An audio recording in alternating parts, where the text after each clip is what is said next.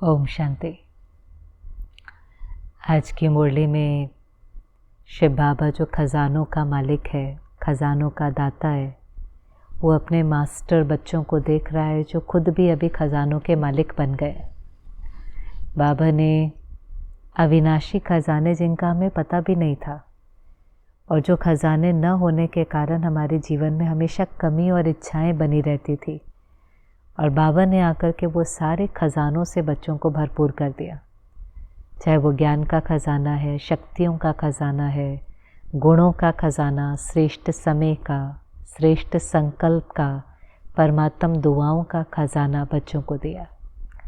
और सभी बच्चे इन खजानों के, जो पिछली मुरली आपको याद होंगी, बालक भी हैं, मालिक भी हैं।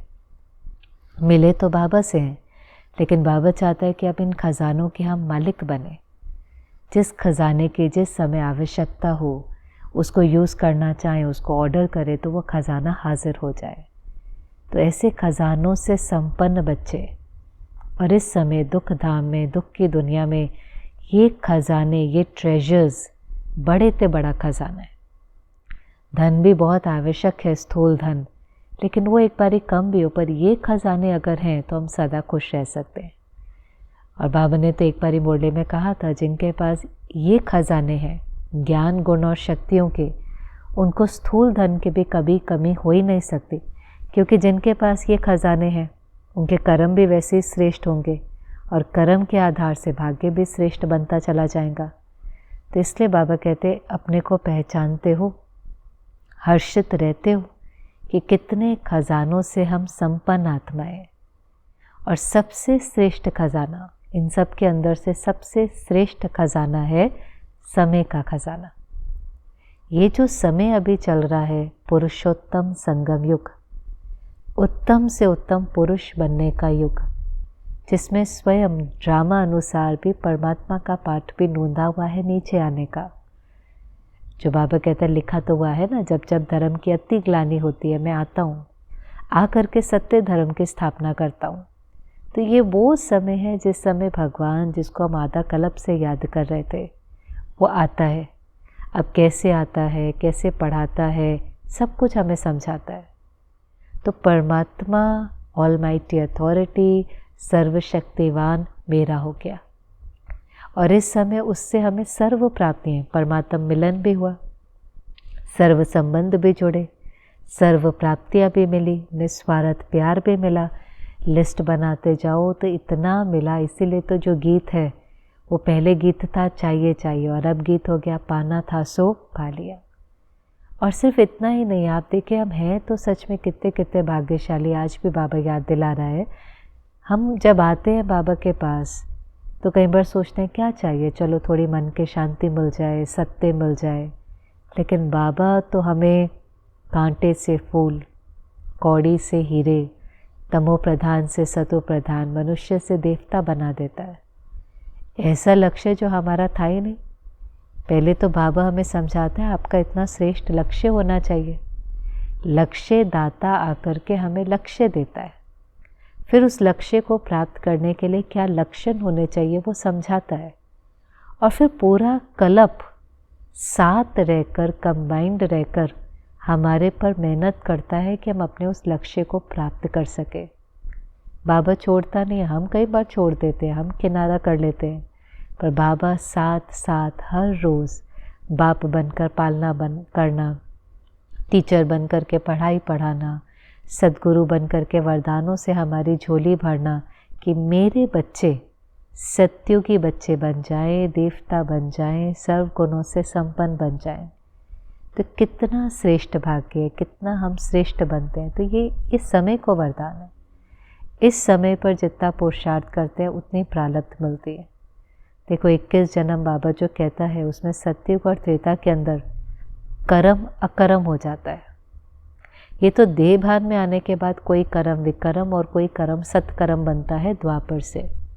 लेकिन सत्युग और त्रेता में जो जमा किया है, जो जमा की पूंजी है, जितना हमने संगम युग पर पुरुषार्थ करके प्रारब्ध को जमा किया है, वो ही वहीं पर मिलता है। तो इसलिए भी ये युग बहुत इम्पॉर्टेंट हो जाता है। और इसलिए बाबा कहते हैं कि संगम युग का एक एक सेकंड एक एक वर्ष के बराबर है।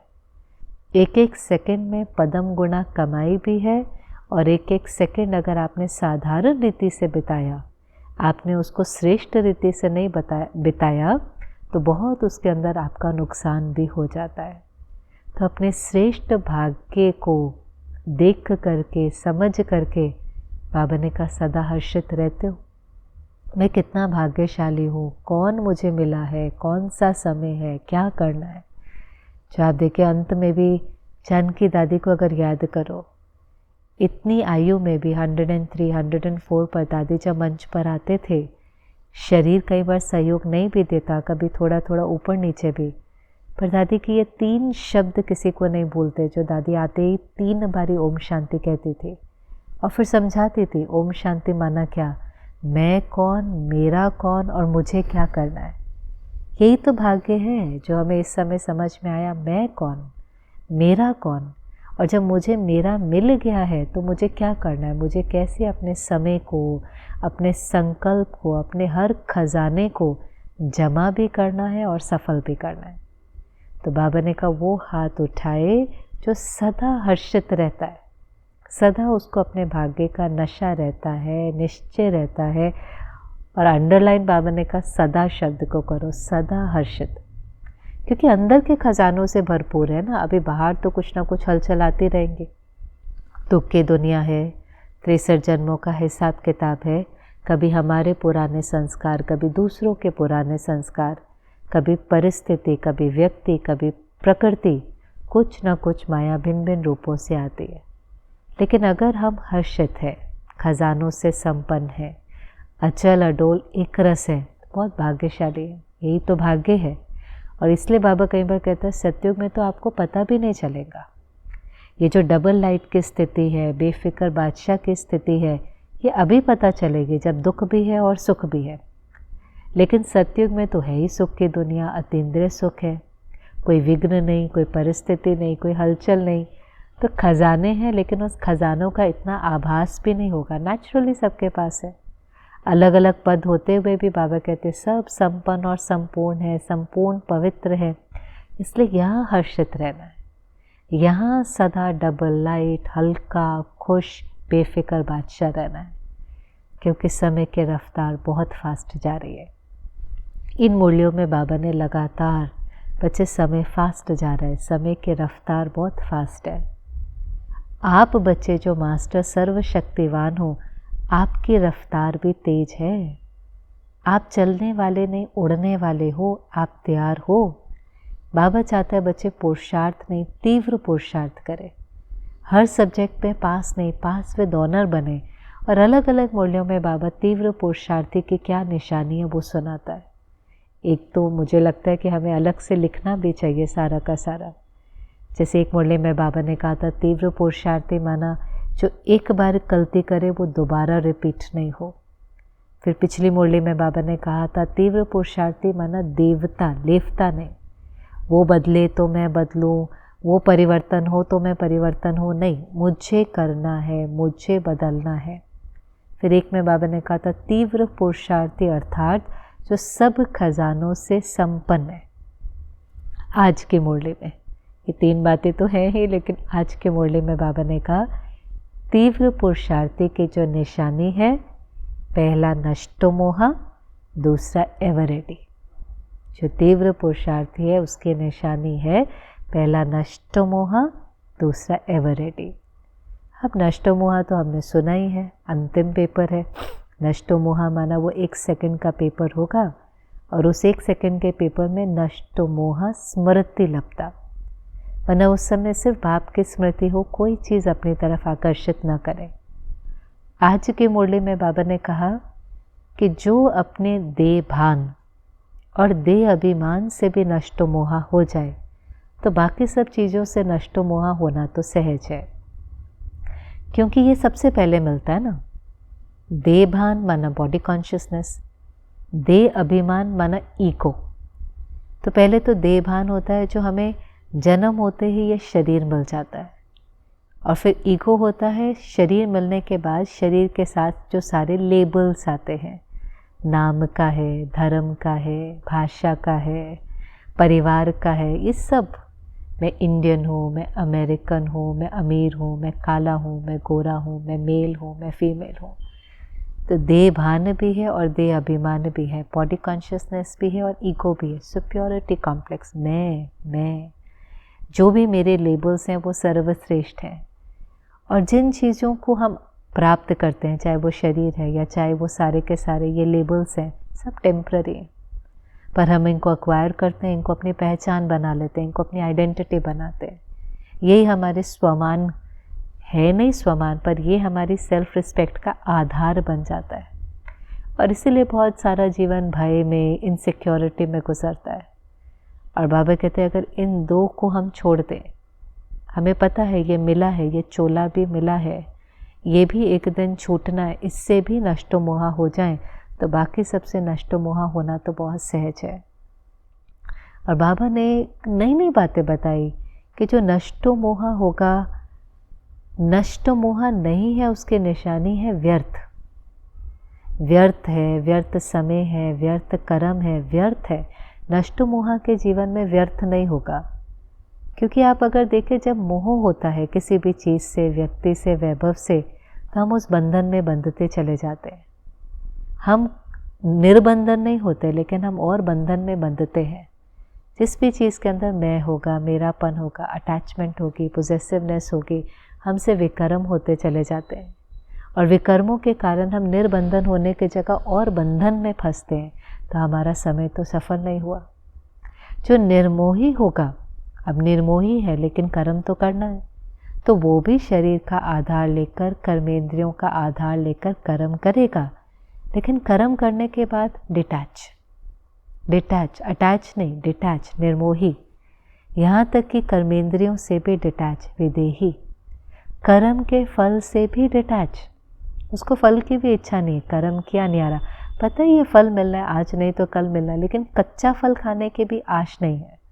कच्चा फल जिसको बाबा कहते हैं नाम हो, मान हो, शान हो, मैंने कर्म किया, क्रेडिट मिले, मैंने कर्म किया, कुछ भी उस चीज़ का आपको रिटर्न में कुछ चाहिए, वो भी नहीं।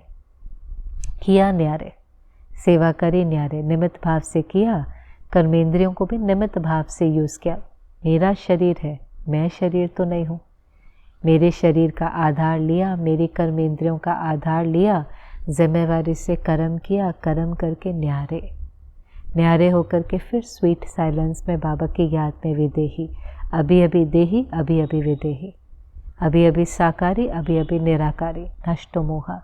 तो बाबा ने कहा आपका संकल्प, आपका बोल, आपका कर्म सफल होता है। हर संकल्प, बोल, कर्म भी सफल होगा, नहीं तो साधारण हो जाता है। और कभी कभी तो साधारण नहीं, लेकिन वेस्ट हो जाता है, व्यर्थ में चला जाता है। तो जो निर्मोही होगा वो कर्म कर रहा है, क्योंकि जब तक शरीर है तब तक कर्म तो करना है, लेकिन कर्म बंधन नहीं है, उसकी अवस्था कर्मातीत की होती है। और कर्मातीत वाला तो फिर बाबा कहता ज़्यादा समय तक देह में रह नहीं सकता। जैसी अंतिम घड़ी आती है, एक सेकंड में देह के संबंध, देह के पदार्थ, देह की दुनिया से न्यारा, टाइम नहीं लगता। चोला टाइट नहीं है, कुछ भी पकड़ के नहीं रखा, टाइट नहीं है, लूज है, पहले ही छोड़ दिया।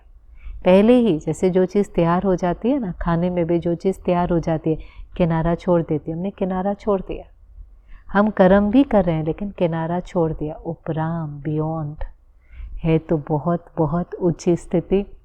बाबा तो बहुत कम शब्दों में कह देता है कि उसके जीवन में साधारण नहीं होगा, श्रेष्ठ होगा, समय वेस्ट नहीं होगा, सफल होगा। तो पहली चीज़ निर्मोही, और निर्मोही और एवर रेडी कनेक्टेड है। दूसरा जो बाबा ने कहा एवर रेडी, जो निर्मोही है वही एवर रेडी है, क्योंकि बाबा कहता है जो पेपर है वो तो बिल्कुल अचानक आना है। एक सेकंड पहले भी बाबा ने बताएगा, अचानक में एवर रेडी कौन रह सकता है जिसने बहुत काल का पुरुषार्थ किया है। क्या पुरुषार्थ किया है बहुत काल का, सब कुछ छोड़ने का। इसीलिए हमारी मुरलियों में कितना आता है, जीते जी मरना है। बच्चे आप मरे हुए हो, किससे मर रहे हैं? जो कुछ अक्वायर किया है उससे मर रहे हैं। बुद्धि पहले ही उसको छोड़ती जा रही है, पहले ही अपने शरीर को, संबंधी को देख रही है, ये भी छूटेगा, ये भी छूटेगा, कुछ भी छूट सकता है।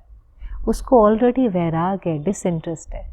जैसे आजकल की दुनिया में ना एक लहर चली है, लोगों की नौकरियां छूट जाती है, ले ऑफ, कंपनियां डाउन साइज कर रही हैं, अचानक छूट जाती है। इसलिए नहीं कि वो टैलेंटेड नहीं है, वो स्किलफुल नहीं है, वो परफॉर्म नहीं कर सकते, उनके पास डिग्री नहीं है, सब कुछ है, लेकिन तो भी छूट जाती है। तो ऐसे लोगों को बहुत डिसइंटरेस्ट आ रहा है, वैराग, कि हमने इतनी मेहनत पे करी, हमने इतना पुरुषार्थ पे किया, इतने दिल से किया, तो भी देखो ना उस कंपनी ने आज हमारा कोई ध्यान ही नहीं रखा, वो लॉयल ही नहीं है। उसको निकालना था तो उसने 1 सेकंड में निकाल दिया।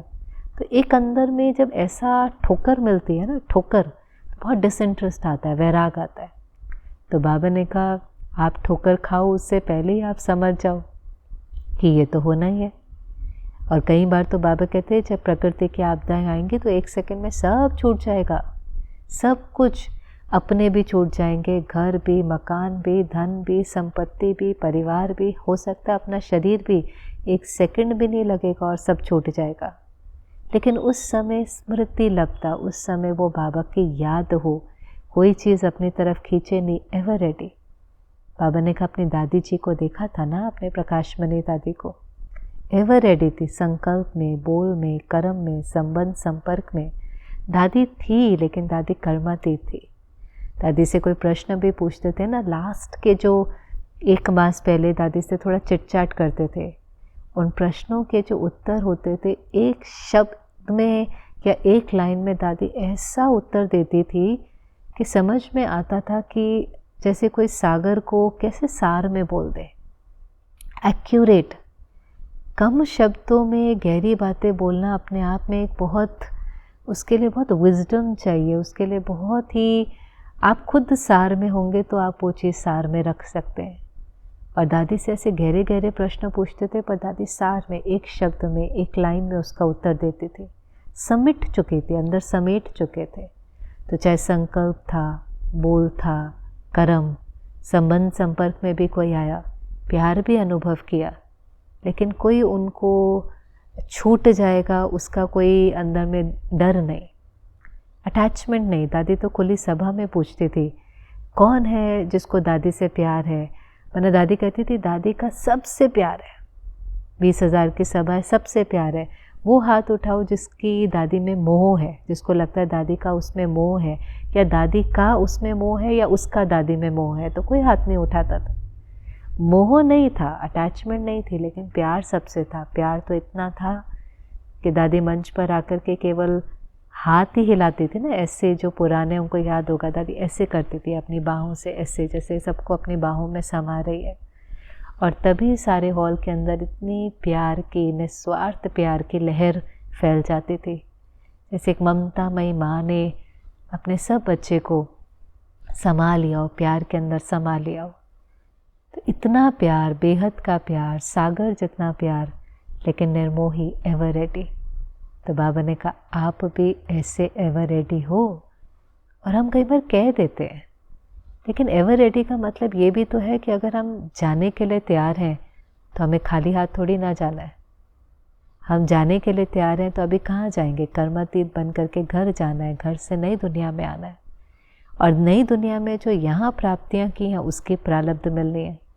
तो बाबा कहते हैं अपना जमा का खाता भी देखते हो, एवर रेडी तो है, लेकिन खाली हाथ नहीं जाना है, भरतू जाना है, खजानों से संपन्न जाना है। और इसलिए बाबा पिछली मुरली में, कई मुरलियों में बाबा ने स्पष्ट किया है 3 प्रकार के खाते। पहला, अपने पुरुषार्थ के द्वारा जमा का खाता जो आपके प्रारब्ध है।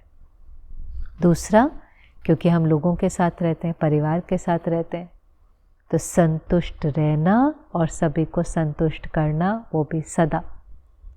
संतुष्ट रहना, संतुष्ट करना सदा, उससे बाबा ने कहा पुण्य का खाता जमा होता है। और तीसरा, सेवा, जितना निस्वार्थ भाव से, निमित्त भाव से, निर्मल वाणी से, माना विधि से, सही विधि से सेवा करते हैं तो दुआओं का खाता जमा होता है। हम कोई ऐसी सेवा नहीं करते जिसमें हमें महिमा चाहिए, हम महिमा के लिए नहीं करते, अप्रिसिएशन नहीं, ब्लेसिंग।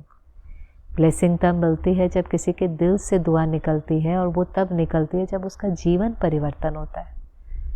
उसको महसूस होता है कि मेरे भाग्य के जो द्वार हैं वो खुल गए, भगवान मिल गया, जीवन बदल गया, मैंने खुद को पहचाना। तो उसके दिल से दुआ निकलती है कि इन्होंने मेरा जीवन बना दिया, मेरा जीवन परिवर्तन हो गया। तो 3 खाते, अपने पुरुषार्थ द्वारा प्रारब्ध का खाता, परिवार से पुण्य का खाता और सेवा से दुआओं का खाता। और ये खाते हमें जमा करने हैं। पहले तो ये खाते क्या है, जैसे धन होता है, आप कमाते हो, फिर उसको बैंक में इन्वेस्ट करते हो, फिर उसके ऊपर इंटरेस्ट मिलता है। तो कमाना भी होता है, जमा भी करना होता है और उसको बढ़ाना भी होता है। ऐसे हमें ये खाते पहले तो कमाने, अपने पुरुषार्थ द्वारा, अपने परिवार में क्या है, संस्कारों की रास करना, कहीं झुकना, कहीं सहन करना, मिल करके चलना। और तीसरा सेवा, लेकिन सेवा सिर्फ करने के लिए नहीं, निमित्त भाव, कराने वाला बाबा है, मैं निमित्त हूँ, उसमें निर्माणता हो। निर्माण का कार्य निर्माणता से करना है। पिछले दिनों मुरलियाँ चली थी, सेवा में सफलता तब है जब निमित्त भाव भी है और निर्माणता भी है। मैंपन है और मेरापन है तो वो सेवा भी सफल नहीं है। चाहे आप सारा जीवन सेवा कर लो, पर मैंने किया या उसका अभिमान आ गया या उसमें कच्चा फल, नाम मान शान चाहिए। बाबा ने तो एक मुरली में कहा था, मिल भी जाता है। बच्चों को यही चाहिए तो मिल भी जाता है, चतुराई से चलते हैं, मिल जाता है। भाषण करने वाले की लिस्ट में आ जाते हैं, सेंटर संभालने वाले की लिस्ट में आ जाते हैं, पर कच्चा फल खा लिया। कच्चा फल खा लिया तो जो फल बाबा को देना था, पका हुआ फल, सत्युग की दुनिया में जो उच्च पद मिलना था, वो रह जाता है। बाबा कहते हैं आपको कौन सी लिस्ट में आना है, ये स्थूल लिस्टों में आना है या विजयी रत्न की जो लिस्ट है उसमें आना है, कौन सी माला में आना है। इसलिए यहाँ पर कच्चा फल खाने की भी आश नहीं, बस किया, जैसे कहते ना, दरिया में डाला और भूल गए। दान के लिए कैसे कहते थे, एक हाथ ने किया, दूसरे को पता भी नहीं चले। मम्मा कोई सेवा करके आती थी, पूछते थे कैसा रहा, 2 शब्दों में, अच्छा हुआ। बहुत उसका विस्तार नहीं, बहुत उसका बखान नहीं, बहुत उसकी खुशी भी नहीं, बहुत न्यारापन, अच्छा हुआ, जो सेवा हुई अच्छा हुई, बाबा ने कराई, बहुत अच्छी सेवा हुई। तो इसलिए जमा का खाता पहले तो कैसे उसको कमाना है वो आना चाहिए। फिर बढ़ाने की विधि, बाबा ने कहा दान करो, जो भी आपको मिला है खजाने, उनका दान करो, उनको सफल करो तो वो बढ़ते जाएंगे, वही प्रारब्ध मिलेगी। और इसीलिए बाबा ने कहा, जैसे आप और ज्ञान की बातें समझते हो, ड्रामा का राज समझते हो, आत्मा का पाठ पढ़ते हो, धारणाओं को समझते हो, ऐसे कर्मों की गुह्य गति को समझो। क्योंकि गुह्यता यही है कि आत्मा कर्म करती है और जब शरीर छोड़ती है तो हिसाब किताब साथ में जाता है। ये जो कई बार लोग कहते हैं ना, अरे ये दोनों ने मेहनत करी, एक सफल हुआ एक नहीं हुआ, तो हम आज का कर्म देखते रहते हैं, पर कर्मों की गुह्य गति, कर्म आत्मा के साथ जाते हैं। हमेशा जन्म होते ही कैरी फॉरवर्ड से शुरू होता है और सत्युगी दुनिया भी एक प्रकार का कैरी फॉरवर्ड ही है। संगम पर जितना जमा किया है वो मिलना है। जो बाबा कई बार मुरली में कहता है, वहाँ पता तो नहीं चलता, लेकिन जो आत्मा कृष्ण बनी वो क्यों बनी, क्योंकि यहाँ उसने पुरुषार्थ किया। कृष्ण के माता पिता से भी ज़्यादा नाम कृष्ण का है, क्योंकि कृष्ण ने यहाँ पर ज़्यादा पुरुषार्थ करके श्रेष्ठ प्रारब्ध प्राप्त की है, उच्च पद प्राप्त किया है।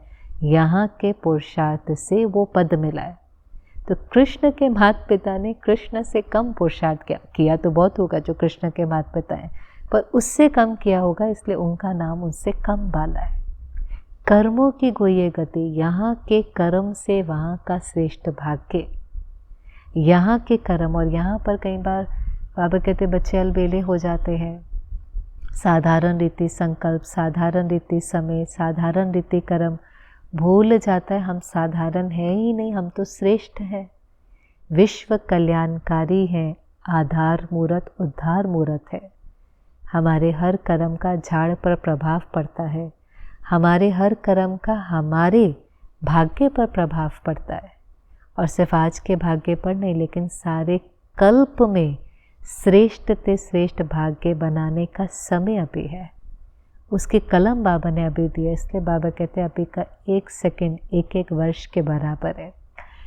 पर हम समझते हैं, कई बार भूल जाते हैं, कई बार हम भी साधारण रीति कर्म करते हैं। पर बाबा कहते हैं हर संकल्प, हर श्वास, हर सेकंड सफल करो।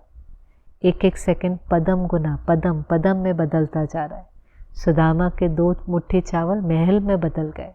यहाँ भी बच्चों का हर कर्म, हर संकल्प पदम गुना होता जा रहा है, उसका रेट ऑफ इंटरेस्ट बहुत हाई है। तो बाबा ने कहा अपने स्वमान में रहकर, श्रेष्ठ स्वमान में रहकर, मैं साधारण नहीं, मास्टर सर्वशक्तिवान, विश्व कल्याणकारी, विश्व को परिवर्तन करने वाली कर्म वृक्ष की जड़ों में ऐसे अपने श्रेष्ठ स्वमान में रहकर श्रेष्ठ पाठ बजाना है। दुनिया में जब किसी को याद होता है ना मेरा पाठ क्या है, मैं प्रेसिडेंट हूँ, मैं प्राइम मिनिस्टर हूँ, वो हल्का नहीं होता है, उसके बोल हल्के नहीं होते, उसके कर्म हल्के नहीं होते। उसको पता है सारी दुनिया उसको देख रही है। ऐसे बाबा भी कहते हैं जो कर्म मैं करूँगा मुझे देख और करेंगे। तो ये तो बाबा ने बहुत गुह्य बात है, मनन चिंतन करने की ज़रूरत है, लेकिन तीव्र पुरुषार्थी अर्थात नष्टो मोहा और एवर रेडी। फिर बाबा ने कहा सेवा तो आप सब बहुत कर रहे हो, पिछले सालों में वाचा की सेवा बहुत हुई, बहुत बड़े बड़े मेगा प्रोग्राम्स हुए, लेकिन अब बाबा ने कहा वाचा के साथ साथ मन सा सेवा करो। दुनिया में सब आत्माएं दुखी हैं, अशांत हैं, मुक्ति चाहती हैं। जैसे सूर्य बाबा ने कहा अपनी किरणों के द्वारा परिवर्तन करता है, कितना सूर्य का रोल अर्थ के लिए इम्पोर्टेंट है। सूर्य से हीट और लाइट है, आज सूर्य ना हो तो कोई लाइफ ही नहीं है। इस अर्थ के ऊपर भी लाइफ क्यों है? सूर्य की हीट एंड लाइट से ही तो लाइफ है, चाहे वो खाने को है, चाहे वो हीट है, चाहे वो लाइट है। यहाँ तक कि आजकल तो कहेंगे 10 मिनट सूर्य के सामने अगर आप बैठो भी तो फिज़िकली भी इमोशनली भी सब रीति से हील होते हैं। सन मेडिटेशन है, सूर्य नमस्कार है, सूर्य के अंदर कितनी हीलिंग पावर है, लेकिन वो है फिजिकल सन। यहाँ बाबा कहते हैं आप मास्टर ज्ञान सूर्य बनकर शिव बाबा से, ज्ञान सूर्य से जो आपको लाइट और माइट मिली है उसकी सकाश सबको दो। क्योंकि आत्माएं तन तो पुराने हैं लेकिन मन से बहुत दुखी और अशांत है। सकाश माना एक प्रकार से शक्ति है, उनको ताकत मिलती है, एम्पावरमेंट, बल मिलता है। जैसे कई लोग रेखी करते हैं ना, तो यूनिवर्स से एनर्जी खींच करके किसी को फोकस करते हैं, तो कहते हैं फिजिकल हीलिंग हो जाती है। ऐसे शिव बाबा से लाइट माइट लेकर के किसी को सकाश देना, उस आत्मा को सहयोग देना, क्योंकि उस आत्मा का कनेक्शन अभी भी बाप से नहीं है, पर वो आत्मा दुखी है, उसको सपोर्ट चाहिए, उसको उस समय पर थोड़ी पावर चाहिए। तो हम पावर हाउस से वो पावर लेकर के उसको फोकस करें, उसको दें। और इसके लिए मनसा सेवा करनी है तो मन बहुत साफ, स्वच्छ और शक्तिशाली चाहिए।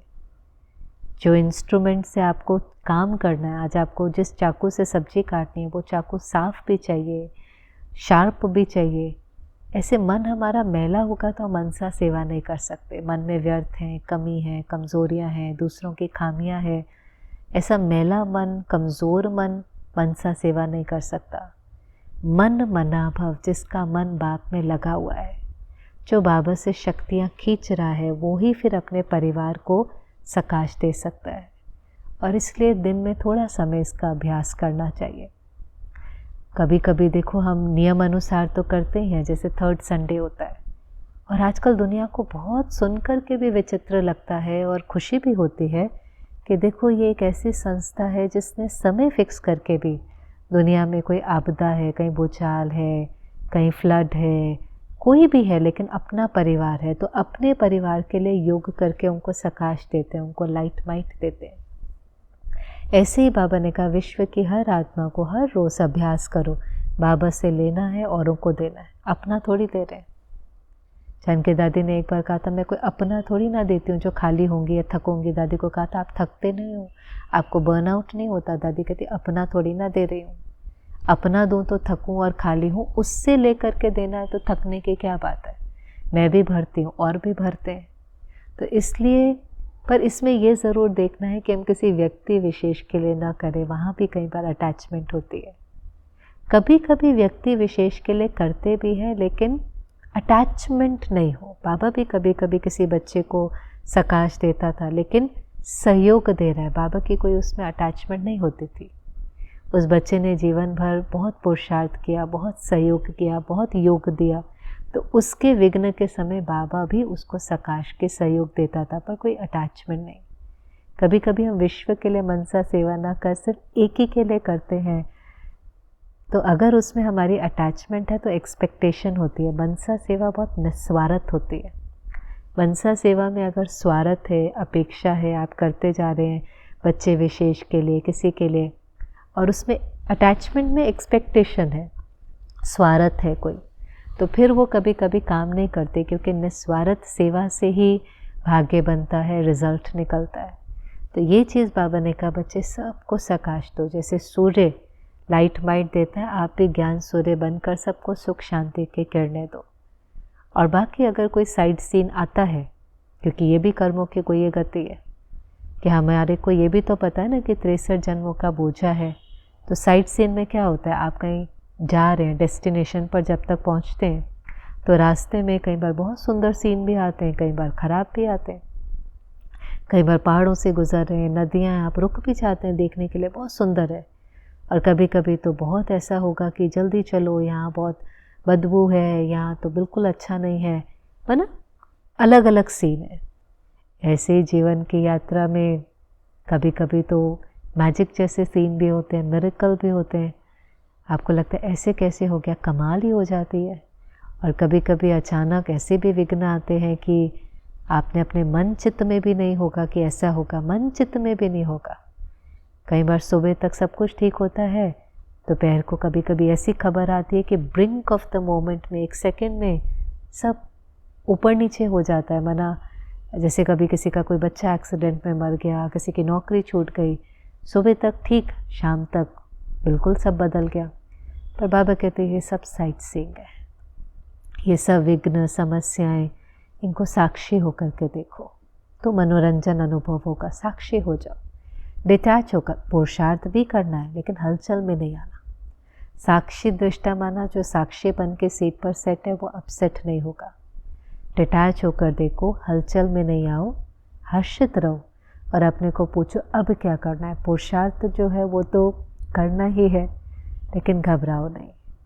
और लास्ट में तो फिर बाबा ने जो मुरली की लास्ट थी, पार्टियों से मुलाकात से पहले बाबा ने कहा बस अभी बनना ही है, तो अपने को याद दिलाओ कि मैं मास्टर सर्वशक्तिवान हूँ और दृढ़ हो जाओ। दृढ़ता ही सफलता की चाबी है। वैसे तो बच्चों की सफलता निश्चित है ही, पर विधि से सिद्धि है ना। सफलता हमारा जन्मसिद्ध अधिकार है, लेकिन विधि क्या है? दृढ़ता। दृढ़ता माना जो करना है वो करना है, जो नहीं करना है वो नहीं करना है। फिर ऐसे नहीं हो गया, करना नहीं था हो गया, ये अलबेलापन है, ये आलस्य है। दृढ़ता, determination is the key to success. Determined, disciplined, करना है तो करना ही है। अपने मन को समझाना, ये नहीं बोलना, ये नहीं करना, ये नहीं देखना, सहन करना है, समाना है, जो भी बाबा की श्रीमत है। करना है तो करना है, नहीं करना है तो नहीं करना है। ऐसे जो दृढ़ होंगे, सर्वशक्तिवान, मास्टर सर्वशक्तिवान, उन्हों की सफलता तो है ही निश्चित। फिर तो नए से मुलाकात थी। हर बार बाबा नयों को देख करके बहुत खुश होता है। लास्ट आए हैं लेकिन फास्ट जाना है, कमाल करके दिखानी है। बाबा ने कहा समय कम है, अब धीरे नहीं चल सकते, अब तीव्र पुरुषार्थ करना है। तीव्र पुरुषार्थ करके कुछ कमाल करनी है, क्योंकि हिम्मत बच्चे मदद बाप। आप आ गए ना, आपने ये हिम्मत करी, बाबा की मदद भी है, परिवार की शुभकामनाएं भी हैं, सफल होना ही है। फिर सेवा का टर्न था। अब ये वो समय है जब पूरे जोन को सेवा का टर्न मिलता था। खुली दिल से सब सेवा में आ पाते थे, और जब सच्ची दिल से सेवा करो तो सेवा का फल भी मिलता है, बल भी मिलता है, अतीन्द्रिय सुख भी मिलता है। लेकिन उस सेवा में क्या है? निस्वार्थ भाव है। बाबा की याद में करते हैं, निमित्त भाव से करते हैं, तो उसका बल भी मिलता है। आप बाबा की याद में घंटों घंटों सेवा करेंगे तो शक्ति तो मिलेगी, और सेवा श्रेष्ठ कर्म है तो उसका पुण्य भी जमा होगा, फल भी मिलेगा। और हमें उसके अंदर कोई स्वार्थ नहीं है, निस्वार्थ भावना से करते हैं तो अतीन्द्रिय सुख भी मिलेगा। तो बाबा ने पूछा सभी को मिला? तो सभी ने हाथ खड़ा किया, लेकिन बाबा ने कहा भी इसको अविनाशी बनाओ।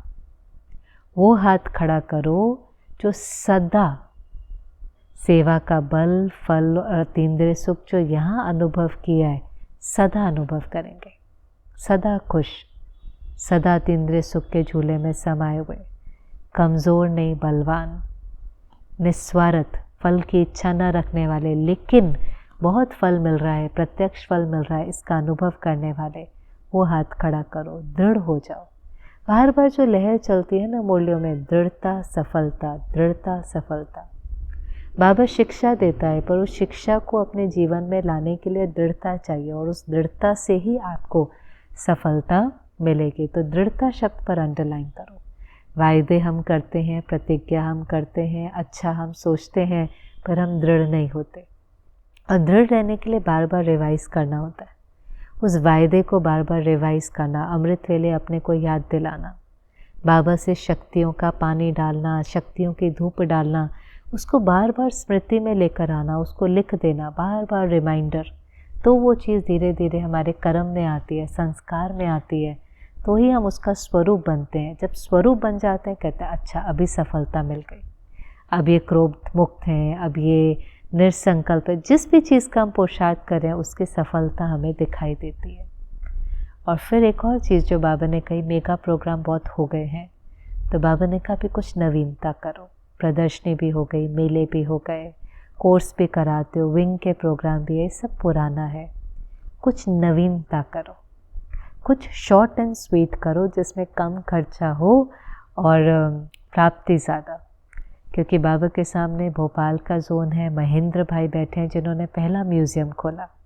तो म्यूज़ियम भी एक नवीन सेवा थी और जिसकी बहुत दुआएं मिली, और आज तक भी बाबा ने कहा देखो वो दुआएं सारे जोन को चला रही हैं, साकार बाप की दुआएं मिली हैं।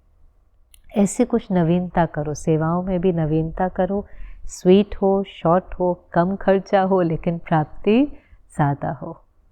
और फिर बाबा ने ड्रिल कराई कि अभी अभी स्वीट साइलेंस की स्थिति में, स्वीट साइलेंस की स्टेज में स्थित हो जाओ। तो देखो ज्ञान का इतना विस्तार, लेकिन फिर विस्तार में जाकर, क्योंकि बात ही आज क्या थी, निर्मोही, एवर रेडी। तो अभी अभी चाहो तो स्वीट, बहुत बहुत स्वीट साइलेंस की स्टेज में स्थित हो जाओ। जब चाहो स्वीट साइलेंस, जब चाहो वाचा, जब चाहो अपने को समेट सको। और लास्ट में एक दादियों के साथ चिटचाट थी, जो बड़ी ऐसी वार्तालाप हमने कभी सुनी नहीं है, बहुत ही हार्ट वार्मिंग होती है। क्योंकि दादियाँ बाबा के साथ ऐसे बात करती थी जैसे सखा है, अपना है। आधा कल भगवान को हमने इतना दूरी से देखा है ना, भगवान, लेकिन दादियों को हमने देखा कैसे हुज्जत से बाबा से बात करती थी। हम भी करते हैं, लेकिन वो सीन साकार में देखने में बहुत मज़ा आता है, जिसमें बाबा ने कहा कि बाबा बच्चों के बिना नहीं रह सकता, बच्चे बाबा के बिना नहीं रह सकते, वायदा है, साथ हैं, साथ रहेंगे, साथ चलेंगे। तो जानकी दादी ने कहा ब्रह्मा बाबा भी तो समाया हुआ है इसमें। अब तन सामने गुलजार दादी का है, लेकिन उसमें शिव बाबा भी है, ब्रह्मा बाबा भी है, बाप दादा है।